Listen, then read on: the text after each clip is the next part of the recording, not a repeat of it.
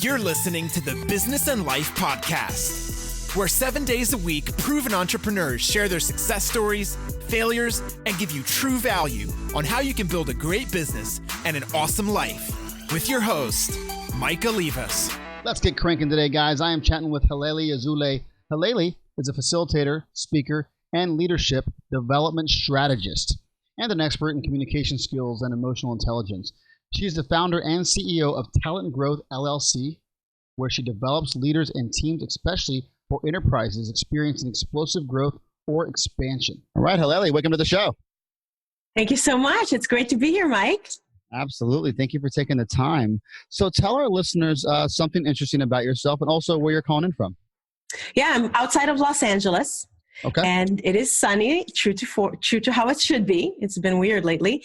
And I relocated here actually about 4.5 years ago from the more snowy and cold suburbs of Washington, D.C. 32 years there was all I needed.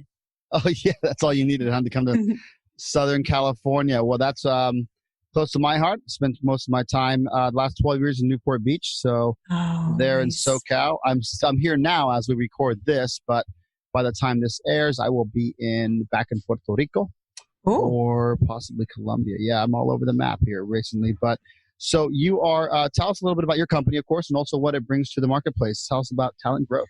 Sure. So Talent Grow is a company that I launched in 2006 to develop leaders that people actually want to follow.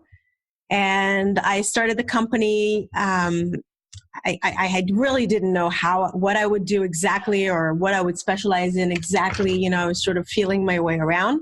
But, 14 years means it's, we're here to stay. It's not an experiment. And I love running my own business. Operate more in the corporate realm, serving clients that want to have my assistance with consulting on how to develop a leadership development strategy and program in their company. So that's usually companies that are experiencing explosive growth. They're large enough that they have multiple layers of leadership and management, but they don't have a programmatic approach to develop leaders. So they just sort of throw them off a cliff and see if they can fly, which is really not a very solid leadership development approach. How did you get into And this? I do a lot of speaking. Okay. Yeah. Speaking and workshops on skill building as well. My whole career has been in the workplace learning space for over 25 years. I actually started at the University of Maryland, where I was an instructor while also getting my master's degree in communication. Okay. So I thought I would go into academia because I like teaching and I like learning, but that allowed me to see the insides and the behind the scenes of what our academic careers are like, and I could see that was not for me. So then I went into corporate, and I sort of started in a financial services company that was doing foreign exchange, business-to-business transactions, and learned a lot about foreign exchange. Never knew anything about it because my background was in communication, interpersonal communication and organizational communication and intercultural communication. But, I worked there in the training capacity and started as a training assistant and then started being promoted until I was the manager of the training department. And then a couple of stints later with a couple of other companies, I realized that I wanted to start my own business. And that was 14 years ago. So it's been 14 years. Give me a time where you felt you were close or hit rock bottom and overcome that hurdle.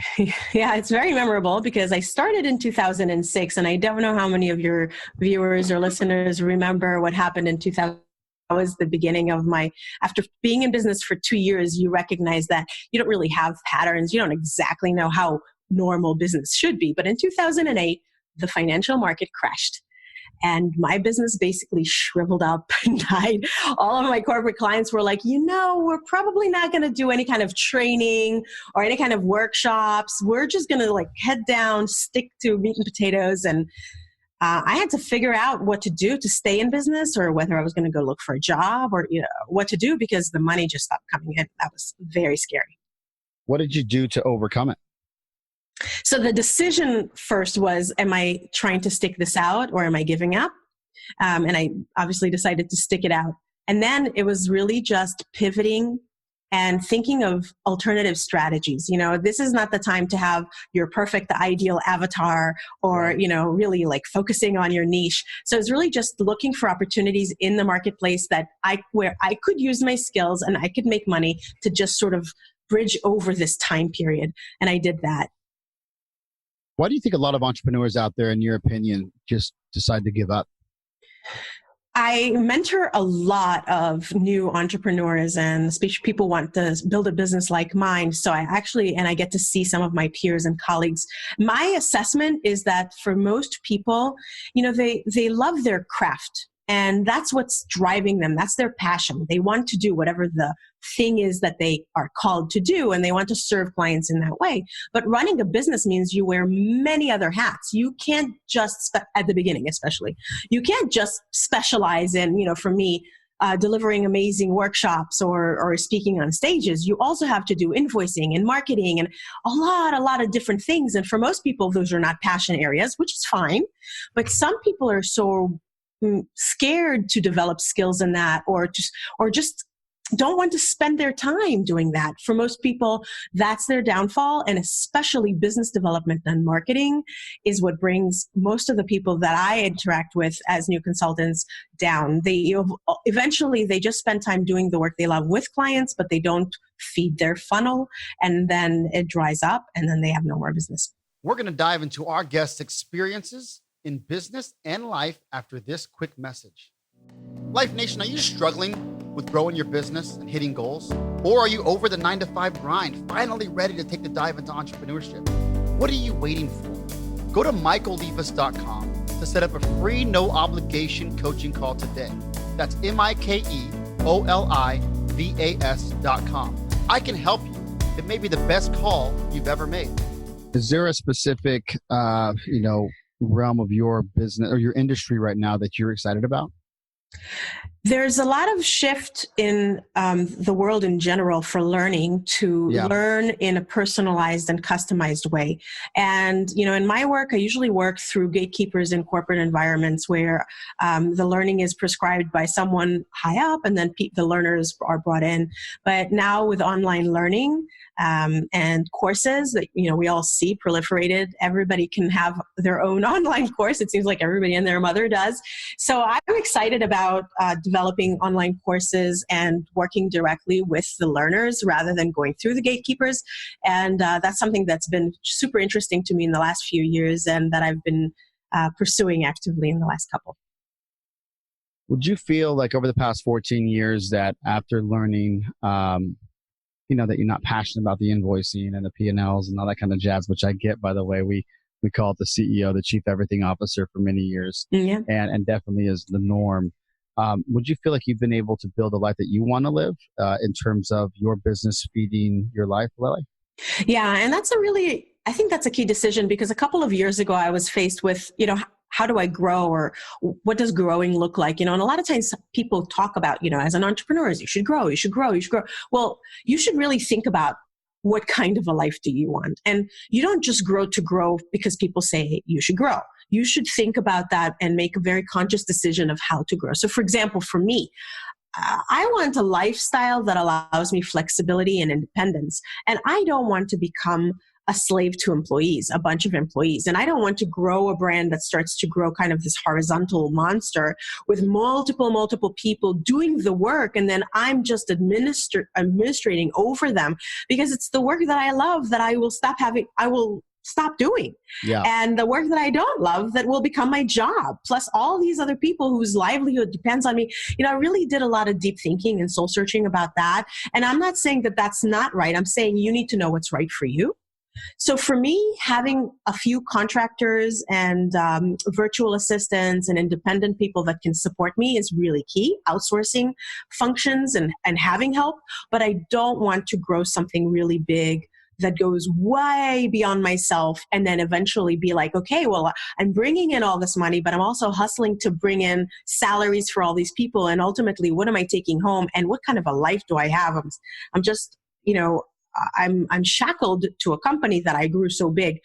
I love being able to be flexible and to do the work directly. And even though that might cap how much I can grow my influence, I can grow my impact, I can grow my reach. So I'm kind of making this vertical shape with my hands.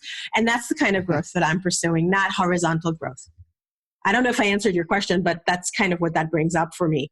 Sure. No, and then you definitely did. I think everyone answers it different ways. It's just about inspiring the aspiring yes. entrepreneurs listening. Yeah. And also the current entrepreneurs to make sure that they are, understanding that there are different growth patterns. You mentioned before you had a failure in the market failed. You can control that, but taking the pivots to ensure that you stayed alive. And that's very, it's the norm, whether the economy fails or not. If you're an aspiring entrepreneur, knowing that you're going to build something or create something, product or service, that there's going to be pivots. You may be thinking about one idea, and in a matter of a year or two or 5 years or 10 years, that totally changes, and you will grow. Yeah, you will grow. And you have to stay nimble.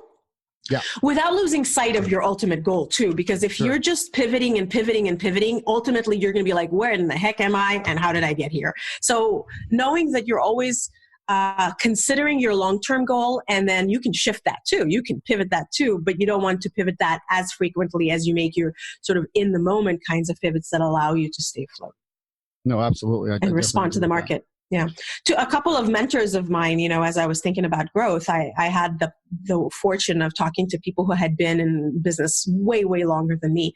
And both of these people that I talked to described how they grew their company so big that they hated their work. And both of them worked very hard to scale it way back. So in some ways, again, everybody's different, but they had businesses like mine. They're similar to me. And I thought that this is what I was worried about. And they really affirmed that for me. So it fortified my decision that I'm just not going to make that mistake. Good. No, I think that's some great feedback for the people that are definitely in the process of starting a company. And out of all your successes and failures, do you feel, I'd like to always ask about one piece of parting advice, which I know is hard to get. And then we'll, of course, find out where all of our listeners can find you as well if they want to get some help. But what's one piece of parting advice that you would give to the aspiring entrepreneurs and current entrepreneurs listening today? So I would say that be courageous, think big, but act big. Don't be afraid to take risks. Don't take stupid risks. Do your research and be willing to work hard, but don't allow fear of failure to hold you back. A good clarifying way to think about this that I've discovered and I've been trying to teach people along the way is use the lens of regret. And think about, if I didn't do this, would I regret this down the road? Or if I did this and I failed, how much would I regret that? And if I didn't do it, then how much would I regret that? And which regret can I live with? And which regret can I not? And that's helped me a lot to make very scary decisions to make sure that I live a life with no regrets. That's a really good lens. I hope that people take that to heart and find out that they, what they do or do not want to regret down the road. And where can people find you? So my company is Talent Grow, and my website is talentgrow.com. And this is where I have my blog, The Talent Grow Show, my blog, and my podcast, The Talent Grow Show, awesome. And my services. And my social media links are on there. So it's a pretty central place to find me. I welcome people's feedback and to connect. Halelly, thank you so much for your time and dropping some knowledge bombs to our listeners today. It's my pleasure. I'm glad that you invited me. I hope that it's helpful. Life Nation, you got to remember that in order for things to change, you must change. And in order for things to get better, you must get better. You just got better by hanging out with me, Michael Libas, and the Business and Life Nation. So come back tomorrow because I'm here dropping sound bombs 7 days a week, baby. If you'd like to subscribe, please do, so you can take action and execute. See you tomorrow.